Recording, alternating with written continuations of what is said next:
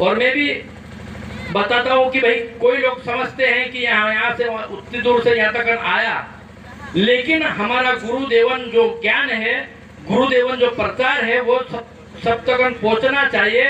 इस कारण से हमारा गुरुदेव का आदेश है, इसलिए गुरुदेव की जो महिमा है इस सभी लोगों को बताने के लिए यहाँ तक आए हैं। इस कारण से गुरुदेव आप सबको भला करें, और गुरुदेव की जो नियम है, जो गुरुदेव का नाम है, जो गुरुदेव की भक्ति है, ये सबको मिलना चाहिए और सब ले लेना चाहिए, क्योंकि इन जीवन में बाकी तो सब संसार का चीज है, संसार में रहेगा, लेकिन हमारा जीवन के साथ में इसके अलावा दूसरा कोई चीज नहीं है। इस कारण से हमारा जीवन को साथ में लेने वाला चीज ये सत्संग है, भजन है, कीर्तन है, ये गुरु का जो नियम है, इस नियम के ऊपर अटल रहना। लेकिन गुरुदेव का जो ज्ञान है ये गलत उपयोग करेंगे तो हमारा जन्म भी गलत हो सकता है। हम यहाँ तक आए, लेकिन हमारा गुरुदेव का नियम है कि गुरु जो बनता है, जो भक्त बनता है, वो किसी से 1 रुपया मांग के नहीं खा सकता है, क्योंकि मेहनत और मजदूरी कर लेंगे लेकिन किसी को ठगेंगे नहीं। ये हमारा संकल्प है, और सबको संकल्प यही देते हैं हम कि सब यहाँ तक आए हैं, लेकिन मेहनत जरूर करना, लेकिन किसी को झूठ नहीं बोलना, किसी को धोखा नहीं देना, और किसी को ठग के नहीं खाना, क्योंकि ठग खाने वाले को बहुत बड़ी आपने शास्त्र पुराण में सुनी थी। एक महात्मा था और वो महात्मा शास्त्र पुराण की बात पूरी जानता था, और शास्त्र ज्ञान जानता था, तत्व ज्ञान जानता था, आत्मा ज्ञान जानता था। ऐसा ज्ञान तो 3-4 प्रकार का बताते हैं लोग, शास्त्र ज्ञान, आत्मा ज्ञान और तत्व ज्ञान और अनुभव का ज्ञान। लेकिन ये चारों ज्ञान जानते हुए भी उन्होंने सत्संग करी। बहुत से लोग ऐसे अपने सत्संग सुनने के लिए आते थे, लेकिन एक आदमी अच्छा घर का था, तगड़ा था और पैसे वाला था, ईमानदार। इस कारण से महात्मा को कहते थे कि महात्मा तुम्हारे, मेरे पास तो एक बीच में नदी आती थी। महात्मा को कहा कि तुम्हारे पास नाव है, मेरे पास नाव नहीं है, इस कारण से तू नाव से बैठकर मेरे को थोड़ा सत्संग सुनने आया करना, मैं तुमको इस सत्संग के बदले में कुछ दे सकता हूँ। क्योंकि सत्संग के बदले उन्होंने एक हीरा देने का उसको कहा, तो संतों महात्मा को मालूम पड़ा कि हीरा देगा तो बराबर जरूर जाऊंगा, क्योंकि संतों को भी किसी किसी को लोभ हो जाता है, फिर पैसे का।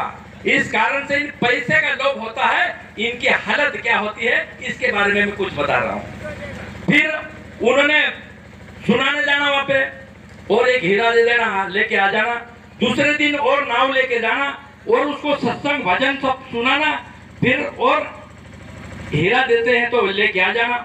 एक दिन नाव में बीच में मोगर आ गया। मोगर आने के कारण से रोक लिया मोगर ने उसको कि महात्मा जी तुम रोज कहाँ जाते हो? तो बोले कि हम तो एक सत्संग की बात है, इन सेठ को सुनाने जाता हूँ।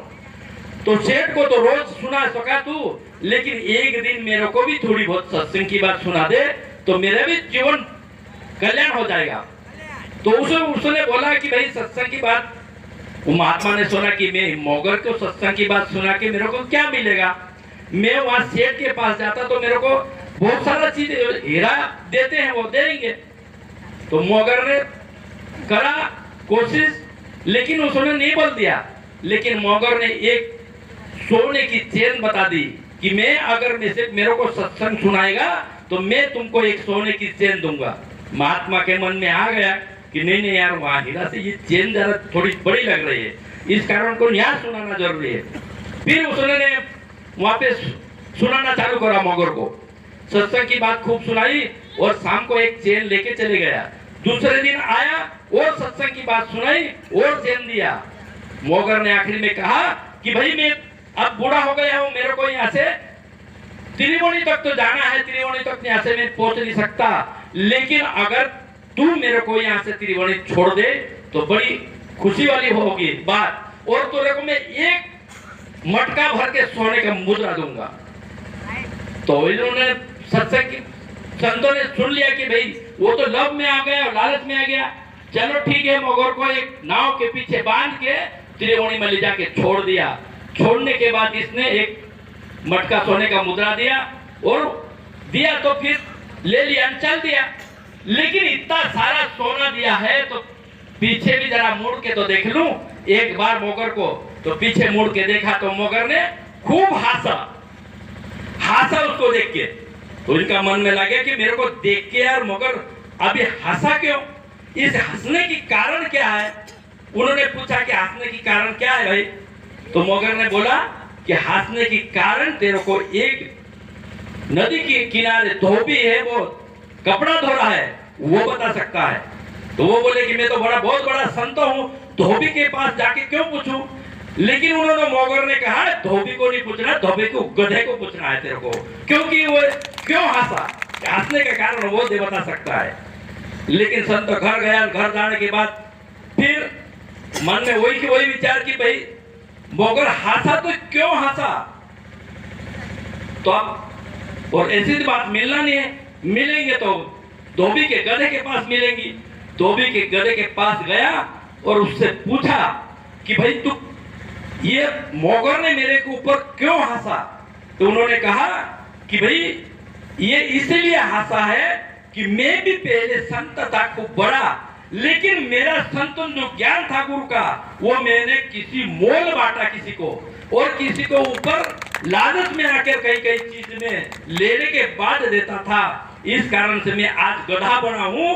तो तू भी अभी ये चीज लिया है तो तेरा भी यही हाल होने वाला है। इस कारण से देख के वो सामने वाला हंसा। तो अपन मानव होके भी इस गधे बनने पड़े, मानव होने भी दानव बनना पड़ा, मानव होने के बाद भी 84 में भुगतना पड़ा। ये बहुत बड़ी मुश्किल वाली बात है। इस कारण से संसार में आया है। तो ईमानदारी काम करो और ईमानदारी खाओ।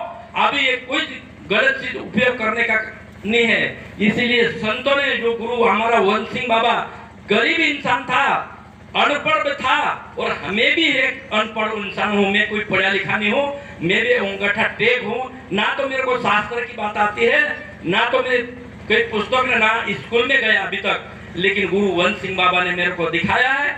इस कारण से ये चीजें यहाँ तक तुम्हारे को पूछाने के लिए आया है। इस कारण से संसार में जितना भी काम करना है, क्योंकि इस कर्म भूमि के ऊपर आके हम कर्म करने के लिए आए हैं। कर्म जरूर करेंगे, लेकिन अच्छा भी कर्म थोड़ा बहुत करते रहो तो ये कर्म हमारा जीवन में अच्छा रहेगा। यही चीजें हमारा भक्ति हमारे को इन संसार सागर से पार कर सकती है। लेकिन जब तक हमारे पास भक्ति नहीं रहेगी, नाम नहीं रहेगा, नियम नहीं रहेगा, तो ये जीवन व्यर्थ रहेगा। इस कारण से गुरुदेव का यही कहना है कि इधर दर्जा महाराज ने सबसे पहले बोला था कि नाम लिया तो सब लिया, सब शस्त्र का भेद, बिना नाम से नरक गया पड़ता था चारों वेद।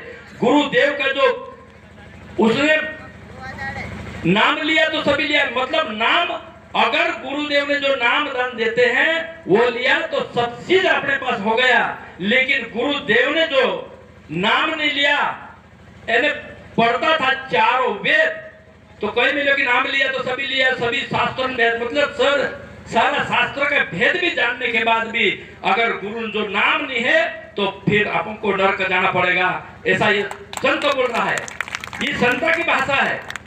क्योंकि जितनी बात है ये भजन कीर्तन की बात है, ये भी संत की है, और जो बात है ये भी संत की है, और जो नियम और ज्ञान है जो भी गुरु वन सिंह बाबा के है, हमारे पास कुछ नहीं। इस कारण से जो जीवन में थे ये सब गुरुदेव का